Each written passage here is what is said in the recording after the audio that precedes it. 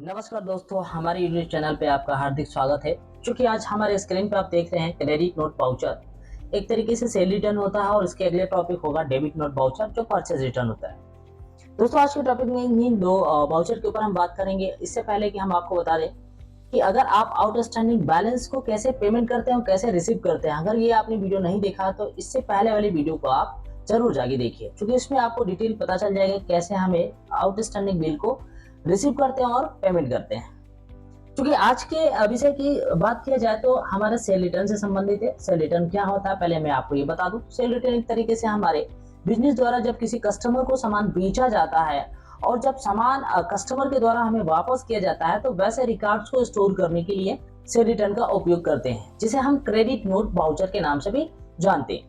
दोस्तों, अगले टॉपिक में बताऊं debit note voucher. Debit note voucher एक तरीके से परचेज रिटर्न होता है जो हमें किसी सप्लायर से सामान खरीद रहे होते हैं, जो किसी कारणवश सामान को वापस करना पड़ता है तो वहां परचेज रिटर्न करते हैं। तो ये होता है परचेज रिटर्न। क्योंकि इन चीजों को प्रैक्टिकल कैसे देख सकते हैं हमारे टैली प्राइम के अंदर में, तो उसके लिए हमें जाना पड़ेगा टैली प्राइम की अपनी होम स्क्रीन पे, और वहां मैं आपको बताऊंगा कैसे किसी सामान को खरीद रहे हैं और उस सामान को कैसे हम बेच रहे हैं और बेचने के बाद कैसे हम सामान को रिटर्न कर रहे हैं।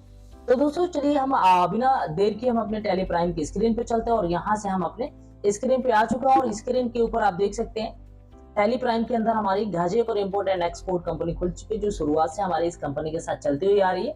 अब यहाँ पे हम कैसे रिकॉर्ड्स अपडेट कर सकते हैं इसके विषय में, तो सबसे पहले कि हम चलते हैं अपने डेबुक में और यहाँ चेक कर लेते हैं कि हमारे पास कोई सामान पहले का बेचा हुआ या परचेज किया हुआ है जिसके रिकॉर्ड के बारे में पता कर लेते हैं। तो सबसे पहले हम यहाँ परचेज रिटर्न की मैं बात करूंगा तो यहाँ देख सकते हैं परचेज हमने किया हुआ है जो सूरत इंटरप्राइजेस से परचेज अकाउंट के जरिए Dell laptop X51 GK series के नाम से हमने 10 लैपटॉप 20,000 रुपए के हिसाब से खरीदा, जो कि 2 लाख रुपए का टोटल अमाउंट है।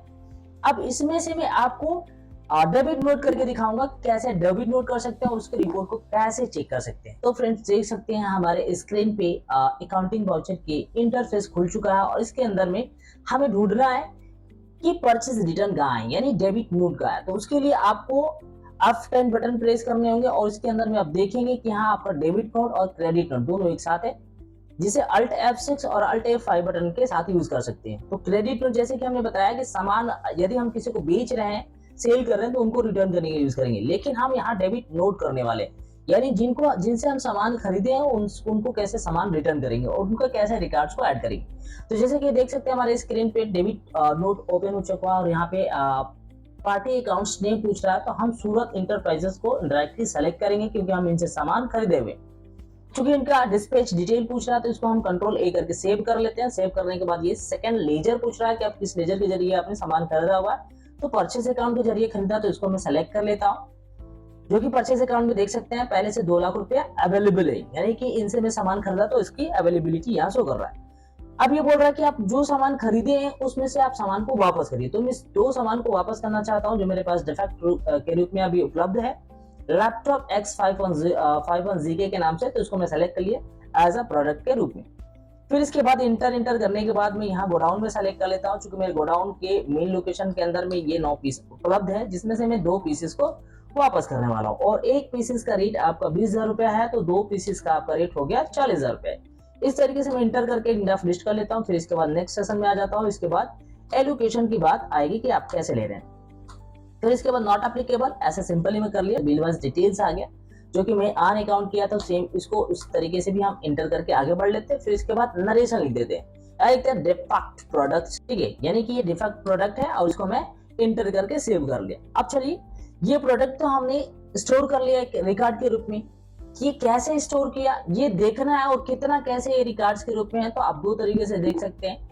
पहले आप जाएंगे डेबुक में और यहाँ सुनिश्चित करेंगे कि आपने परचेज रिटर्न कर लिया है या नहीं किया। तो आप देख सकते हैं परचेज रिटर्न हमारा ऑलरेडी स्टोर हो चुका है, यानी सेव हो चुका है।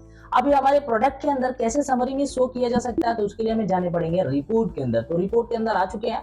रिपोर्ट के अंदर में आपको स्टॉक समरी के अंदर जाने पड़ेंगे और यहाँ पे हमारे लैपटॉप के ग्रुप बना हुआ है, यहाँ पे मैं इंटर कर लेता हूँ और यहाँ पे हमें ग्रुप के अंदर आप देख सकते हैं लैपटॉप आपका X51 ZK की सीरीज से यहाँ ओपन चुका है, जो कि अप्रैल मंथ में हमने सेल पर परचेज किया, तो उसकी डिटेल अप्रैल में खोल ली। देख सकते हैं सूरत इंटरप्राइजेस से हमने पहला परचेज किया हुआ है। आप देख सकते हैं 10 पीसेस के हिसाब से 20 लाख रुपए वैल्यू के हिसाब से। सेल का भी डिटेल देख सकते हैं, एक ही जगह दिखा रहा है। जो एक पीसेस इसको आउटवर्ड के रूप में उसे सेल कर दिया गया है। और यहाँ देख सकते हैं कि आपने डेबिट नोट भी किया है, एक तरीके से परचेज रिटर्न भी किया, तो उसकी भी डिटेल आपको शो हो रही है। अभी तक की जो हमारे कंपनी के अंदर में स्टॉक अवेलेबल है वो 7 पीसेस है जो क्लोजिंग स्टॉक के रूप में है, जो 1,40,000 रुपए के करीब में है। तो यहाँ एक तरीके से हमने अभी आपको परचेज रिटर्न बता दिया। अब मैं बताने वाला हूँ आपको सेल रिटर्न। तो सेल रिटर्न के लिए भी हमें जाना पड़ेगा वाउचर के अंदर, और यहाँ से फिर से मुझे दबाने पड़ेंगे F10 बटन। इसको दबाने के बाद फिर से आप चले जाएंगे अपने क्रेडिट नोट, यानी आप डायरेक्टली Alt F6 बटन दबाएंगे तो भी ये काम कर देगा। क्योंकि मैं यहाँ से सुनिश्चित कर रहा हूँ आपको बताने के लिए कि आप यहाँ से भी कर सकते हैं। अगर आप शॉर्टकट याद कर लेते तो आपके लिए बहुत आसान हो जाएगा टैली के ट्रांजेक्शन को यूज करना।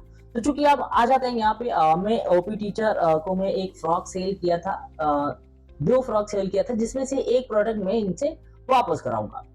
क्योंकि सेल रिटर्न के रूप में होगा तो इस वजह से हमें क्रेडिट नोट वाउचर को सेलेक्ट करना पड़ेगा, और पार्टी नेम में हम ओपी सर को रख लेते हैं। और रखने के बाद मैं कैजुअली इसको एंटर करके सेव कर लेता हूँ, क्योंकि ये डिटेल के रूप में सेल अकाउंट के जरिए हमने खरीदा बेचा था, तो उसको भी मैं ऐड कर लिया। और यहाँ पे हमने लेडीज फ्रॉक को यहाँ सेलेक्ट कर लेते हैं, और इसमें से हम इंटर करने के बाद यहाँ नॉट एप्लीकेबल और गोडाउन सेलेक्ट कर लेते हैं, क्योंकि मेरे पास Z3 के अंदर है।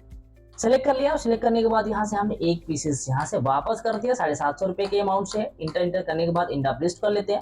इंड लिस्ट करने के बाद आप ऐसे इंटर करके आप वापस से यहाँ बिलो लोकेशंस यानी डिटेल्स में आ जाएंगे। फिर इसके बाद इसको भी कैजुअल इंटर करके आप आ जाएंगे, और यहाँ आप देख सकते हैं डिफेक्ट प्रोडक्ट, ठीक है, यानी कि ये प्रोडक्ट डिफेक्ट है, इस वजह से कस्टमर के द्वारा हमें वापस कर दिया गया। यस करके इसको ट्रांजेक्शन को सेव कर लेंगे, और इसके रिपोर्ट को भी जाकर के हम डेबुक में चेक कर लेंगे कि भाई हमारा रिपोर्ट सक्सेसफुली सेव हो चुका कि नहीं। तो देख सकते हैं हमारा क्रेडिट नोट हो चुका है, यानी कि हमारा प्रोडक्ट सेव हो चुका है। और जाकर के मुझे इसे अब अपनी स्टॉक समरी के अंदर देखना है कि प्रोडक्ट वापस हुआ है कि नहीं। तो आप आ जाइए, लेडीज प्रोडक्ट ग्रुप बना हुआ ऑलरेडी, ठीक है। तो इसके अंदर लेडीज प्रोडक्ट हमारे पास ये शो हो रहे हैं। चलिए इसको हम समझते हैं कि ये कैसे चीजें शो कर रही हैं। तो ओपनिंग के रूप में पार्टिकुलर देखिए, यहाँ पे ओपी टीचर ही है, ठीक है। ओपी टीचर को हमने सेल किया तो सेल दिखा रहा। अभी फिलहाल सबसे ऊपर आएंगे तो ओपनिंग बैलेंस के रूप में 10 पीसेस हमने पहला ही सामान खरीदा हुआ है, जो कि 20,000 रुपए के हिसाब से। नीचे आप देख सकते हैं दूसरा जो है सेल हमने किया है, जो 2 पीसेस हमने सेल किया था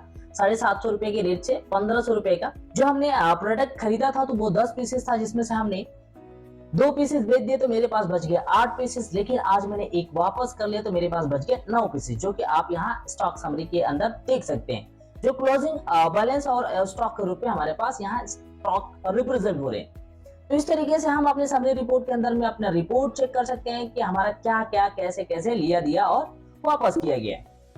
तो दोस्तों मुझे उम्मीद है कि हमारे इस क्रेडिट नोट और डेबिट नोट वाउचर से आप बहुत सारी चीजें सीख चुके होंगे। और इतनी देरी से जब आप मेरी वीडियो को अगर देख रहे हैं तो आपको जाहिर रूप से आपको बहुत सारी चीजें समझ में आ रहा होगा।